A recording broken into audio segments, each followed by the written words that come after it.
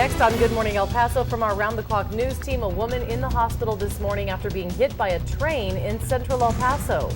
We came very close, but I think that they wanted a little too much, and so we now move on.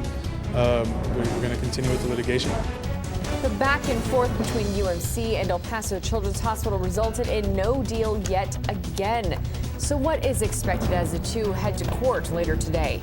And the trial continues today in the case of a former Border Patrol agent who police say tried to kill his estranged wife's boyfriend. Live, where news comes first.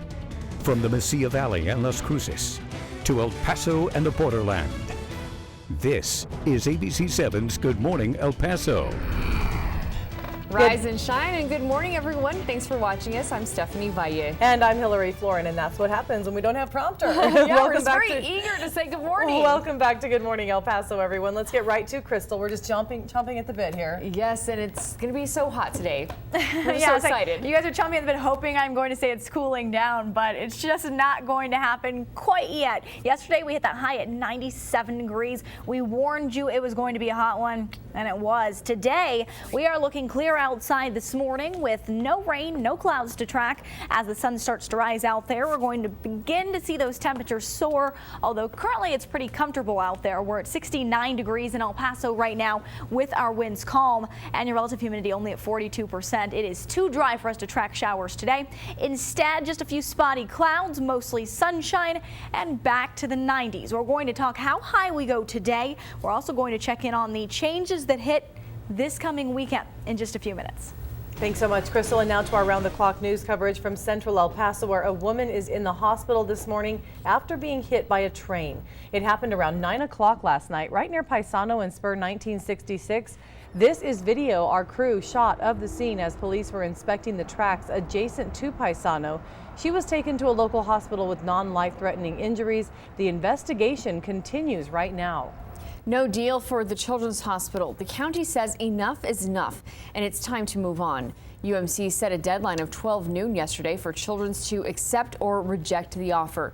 But just 2 minutes before deadline, Children's responded with yet another counteroffer. They asked for more changes in the language, and we didn't want changes. We asked for a yes or no.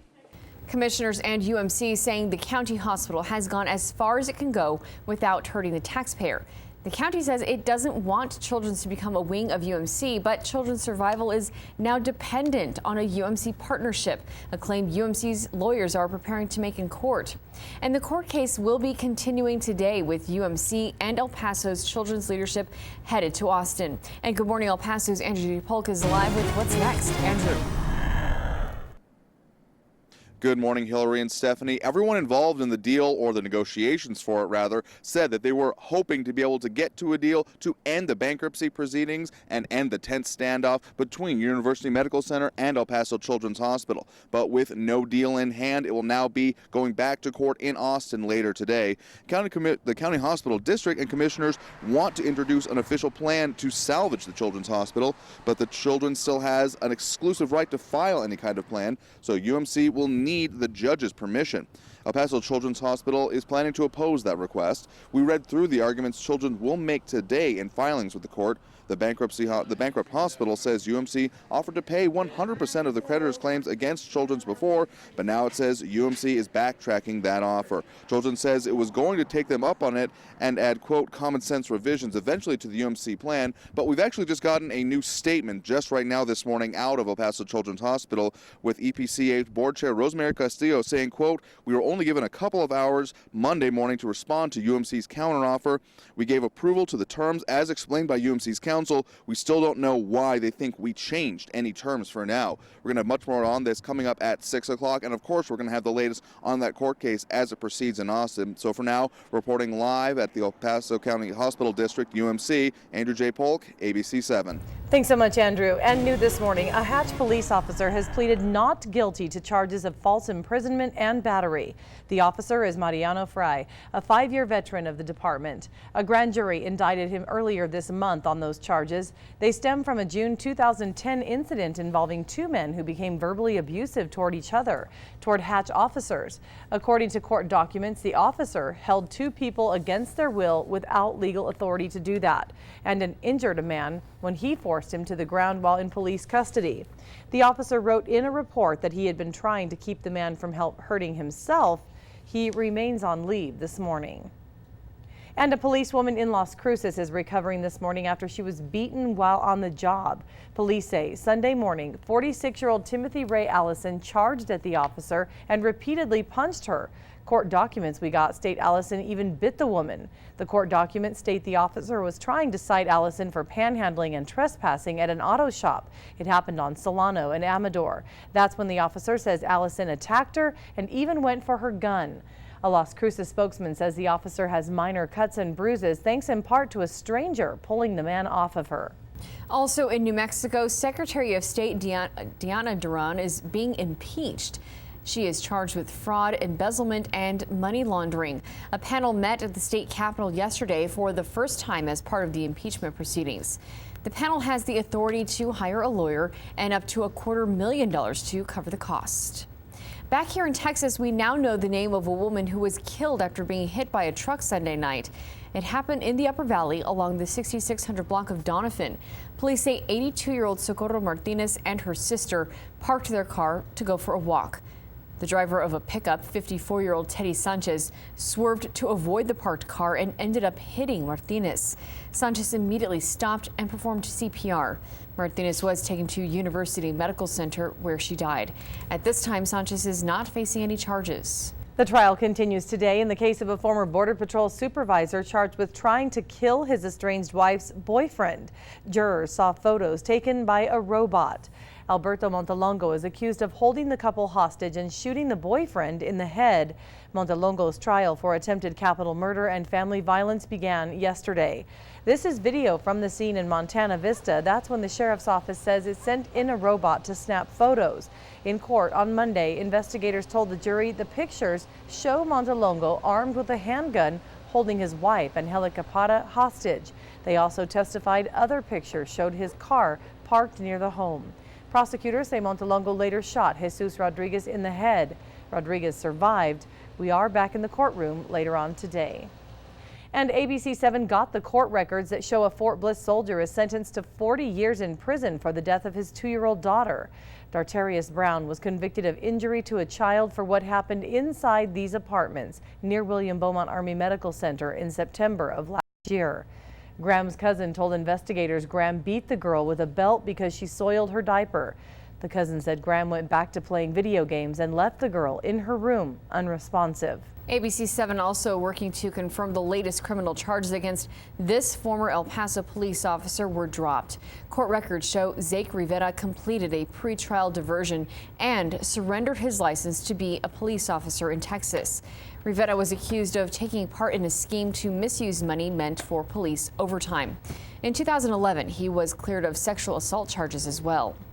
Time is 6:08. Here's I-10 and Horizon this morning. If you're getting ready to head out this morning, you should not encounter any problems on the interstate at this point, but we do have one accident that we are aware of. Yes, it came in about an hour ago at I-10 and westbound lanes near exit 33, which is their listing as Don Haskins here on the traffic website. So just keep that in mind if you're heading out in case officers are still on the scene. And we have much more to come right here on Good Morning El Paso today. Historic rainfall along the Gulf Coast has turned roads into canals and parking lots into lakes. We'll take a look. And could the latest discovery on a neighboring planet mean that scientists have actually found life? We'll explain. And Crystal Clay is standing by with a preview of your full forecast. Crystal. Temperatures starting out in the 50s and 60s this morning, but will we make it back to those hot mid-upper 90s again this afternoon?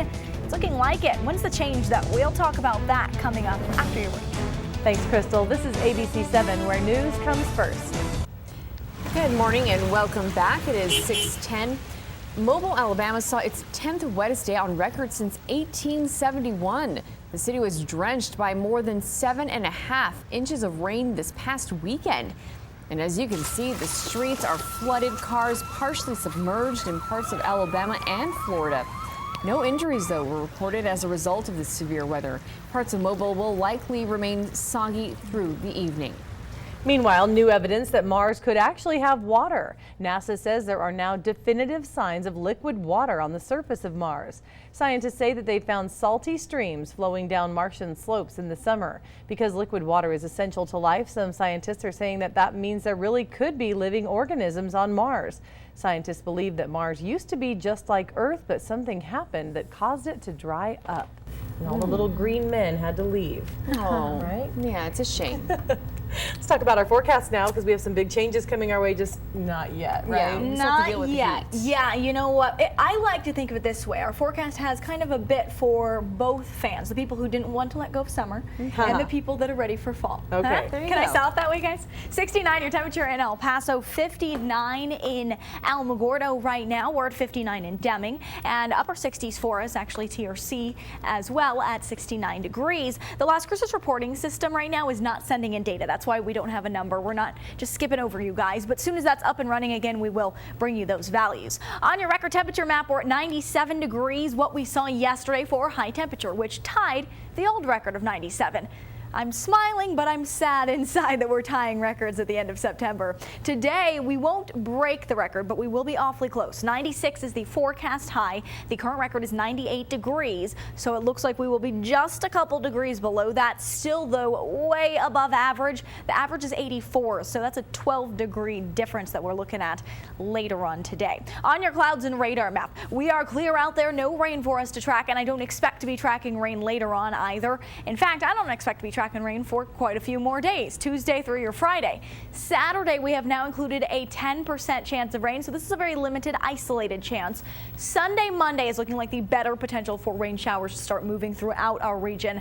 Up to a 30% chance of rain both Sunday, Monday. Actually, Sunday night into Monday, we are looking at a 40% chance of rain. So the chance is there. It just takes us a few days before we get to it. On your threat tracker, we'll put for now for your weekend, rain and wind at the moderate level, lightning at the low moderate level, because at this point we can't pinpoint exactly where thunderstorms may develop if they do. So we are just looking at a possibility right now for some scattered thunderstorms and rain showers. Again, rain at that moderate threat.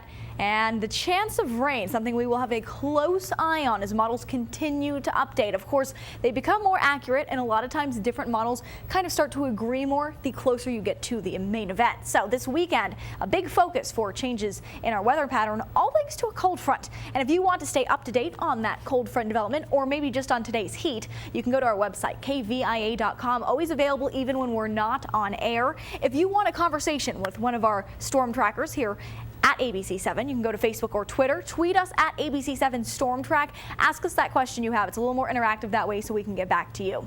96 is your forecast high for today. We are tracking tonight down to 66 degrees, so 30-degree dip here. Clear conditions through this evening and winds light in the forecast. 94 our high today in Las Cruces. Yesterday we saw 95 there. Tonight 64 the overnight temperature, and that sunset time is at 6:53. We've actually been having some really pretty sunsets out there thanks to the mostly clear sky conditions we've been dealing with outside.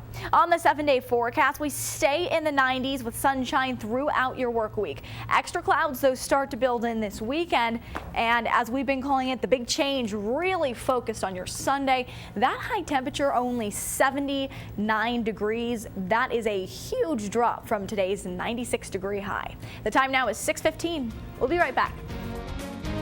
It's 6:17. Welcome back to the latest now on the race to the White House. As some GOP presidential contenders start to gain momentum now, frontrunner Donald Trump unveils a new policy now, saying if he's elected, he'll eliminate income taxes this year.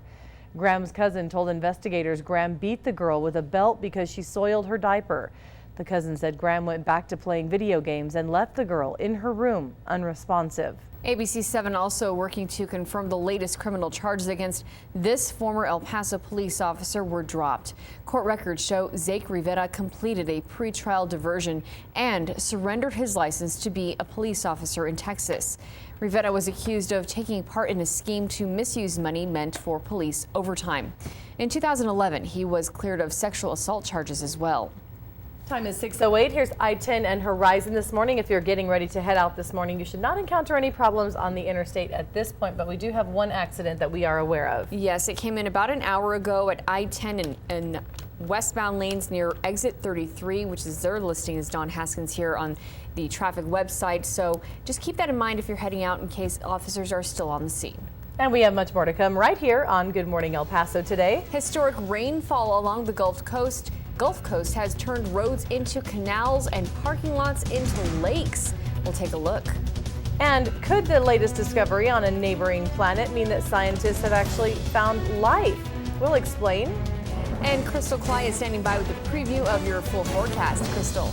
Temperatures starting out in the 50s and 60s this morning, but will we make it back to those hot mid-upper 90s again this afternoon? It's looking like it. When's the change, though? We'll talk about that coming up after your break. Thanks, Crystal. This is ABC 7, where news comes first. It's 6:17. Welcome back to the latest now on the race to the White House. As some GOP presidential contenders start to gain momentum now, frontrunner Donald Trump unveils a new policy now, saying if he's elected, he'll eliminate income taxes for more than half of all Americans.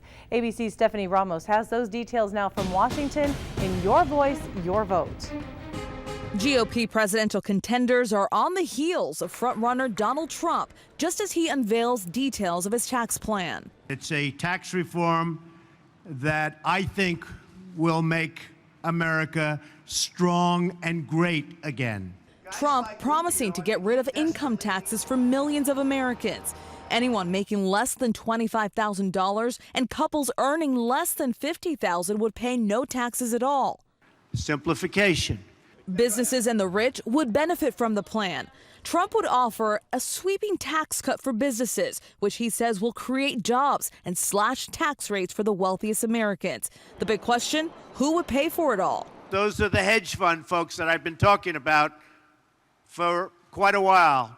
They make a lot of money. Trump's tax plan comes as his lead in the polls narrows and he faces attacks from his Republican rivals. I'm not interested in the back and forth to be a member or part of his freak show. GOP candidate Carly Fiorina steered clear of the Trump tax tactic, but Ben Carson weighed in.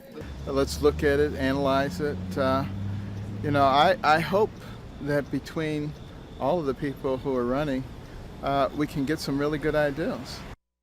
Democratic presidential candidate Hillary Clinton, who's tackled Wall Street tax breaks since the early days of her campaign, calls Trump's plan a huge tax break for billionaires.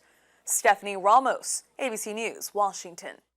And the time now 6:19. We're checking in on the forecast again. Yes, it's going to be hot. Let's all prepare for it, right, Crystal? Yeah, I'm almost feeling guilty giving these forecasts because I know you guys want the fall weather, but we're at 71 8 a.m., 88 by noon, and the forecast high today is 96 degrees, 97 what we saw yesterday, so little to no change in the forecast for our Tuesday. Now, if you are itching for that fall weather, we've got it on the 7-day forecast. It's just going to take a few more days. We'll check in on those numbers in just a couple minutes. All right, thanks, Crystal. And now taking a live look outside, courtesy of our TextOut traffic cameras. I-10 Porfirio Diaz over by UTEP.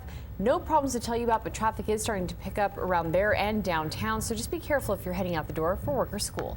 And still much more ahead. President Obama and Russian President Vladimir Putin's first formal meeting in more than 2 years. It started with an awkward handshake and ended without a breakthrough on Syria. It's 6:20. We'll be right back. Welcome back at 6:22. New this morning, the Taliban raised its flag in the city square of the northern Afghan city of Kunduz on Monday. This is one day after they captured it in a multi-pronged attack involving hundreds of fighters. It was the first time the insurgents have seized a major urban area since the 2001 U.S.-led invasion. The U.S. military said it has carried out an airstrike on the city as of earlier today. The city's fall came as the president there marked 1 year in office. President Obama took to the floor of the United Nations yesterday, airing out his differences with Russian President Vladimir Putin in an address to the General Assembly. The main issue, taking sides in Syria's civil war, where the U.S. and the Islamist terrorist group ISIS are both fighting the regime in Damascus, while Moscow tries to save it. But Obama also took on Putin over Russia's military takeover of Crimea. We cannot stand by when the sovereignty and territorial integrity of a nation is flagrantly violated, when a dictator slaughters tens of thousands of his own people. That is not just a matter of one nation's internal affairs. The president insisting Syria's leader Bashar al-Assad must first go in order to fight successfully against ISIS terrorists. Vladimir Putin disagrees and is now moving forward in the Middle East by sending Russian military equipment and troops to support al-Assad. The war in Syria has killed 250,000 people and has forced many others to seek refuge in Europe. President Obama says he will work with Russia, but only if the world transitions away from al-Assad. And happening today, Planned Parenthood will make its first congressional appearance today since the release of those undercover videos. In prepared testimony, Planned Parenthood President Cecil Richards says the organization's donation of tissue from aborted fetuses is a minuscule part of its work providing health services for women. An abortion opponent obtained the videos by posing as an exec of a fake company seeking to supply fetal tissues to researchers. And the Senate is today expected to pass a spending bill that would prevent the government from shutting down this week. A vote Monday easily broke a filibuster threat and set up a final vote. And then the House is expected to approve the measure before a deadline of midnight Wednesday. The bill has been stripped of a Tea Party-backed measure to take taxpayer funding away from Planned Parenthood as the price for keeping the government open. And now we're taking a final look at our forecast with Crystal. Next 7 days of weather here. We're at 96, your forecast high this afternoon. Very warm again, just like yesterday. The next few days, we're still in the 90s, but then we drop down. Upper 80s Saturday, 10% chance of rain. Sunday, 30% chance of rain, and 79 only for your high. Oh, that looks so refreshing, doesn't it? So much more fall-like. Better than Thanks, 96. Crystal. Well, now let's take a live look at traffic. This is downtown El Paso, I-10 in Missouri. Things starting to pick up, but just slightly out there. No problems to tell you about. Central El Paso looking a little more crowded at I-10 and Piedras, but again, no issues. Just be careful out there. Keep it right here for a look at your headlines. That's coming up after the break. The back and forth between University Medical Center and El Paso Children's Hospital has turned up nothing new. Now the battle continues in federal bankruptcy court later today. Plus, Donald Trump is putting out real details from his latest policy to slash taxes, not just for the poor, but also for the wealthy. It's 6:26. We'll be right back.